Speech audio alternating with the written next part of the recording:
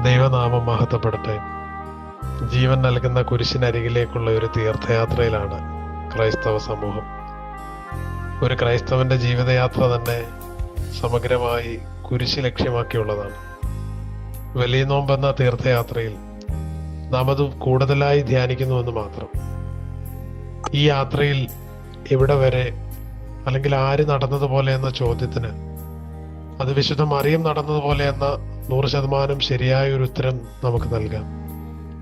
കർത്താവിന്റെ ദാസി എന്ന് അവൾ പറഞ്ഞ ആ നിമിഷം മുതൽ ഇതാ കാൽവരിയിൽ മകന്റെ നെഞ്ചു പിളർന്നപ്പോൾ സ്വന്തം ഹൃദയത്തിലൂടെയും വാളുകടന്ന നിമിഷം വരെ കുരിശോടും ക്രൂശിതനോടും ചേർന്ന് യാത്ര ചെയ്തവളാണ് വിശുദ്ധ മറിയം.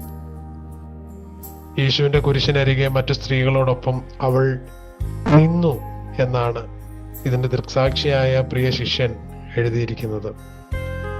നിന്നു എന്ന വാക്കിന് തളരാത്ത മനസ്സിന്റെ, ഉറച്ച വിശ്വാസത്തിന്റെ, ജീവൻ നൽകാൻ പോലും തയ്യാറാകുന്ന മാതൃസ്നേഹത്തിന്റെ ഒക്കെ വിവിധ അർത്ഥതലങ്ങളുണ്ട്.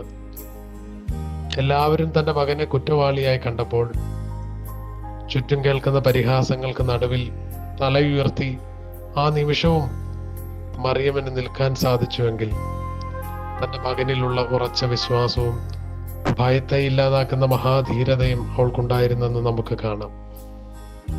അവൾ തന്റെ ഹൃദയത്തിലേറ്റ മുറിവിനെ തന്റെ മകന്റെ മാറിലെ മുറിവോട് ചേർത്ത് വെച്ചു. വിശുദ്ധ മറിയമേ, ഞങ്ങളുടെ മരണസമയത്തും നിന്റെ മകനോട് ഞങ്ങൾക്ക് വേണ്ടി പ്രാർത്ഥിക്കണമേ എന്ന് പറയുന്നതോടൊപ്പം ഞങ്ങളെ കൂടെ ധൈര്യപ്പെടുത്തി ഒപ്പം നടത്തി ആ ജീവമരത്തിന്റെ ചോട്ടിലെ തണലേൽക്കുവാൻ ചേർത്ത് നിർത്തണമെന്ന് നമുക്ക് പ്രാർത്ഥിക്കാം.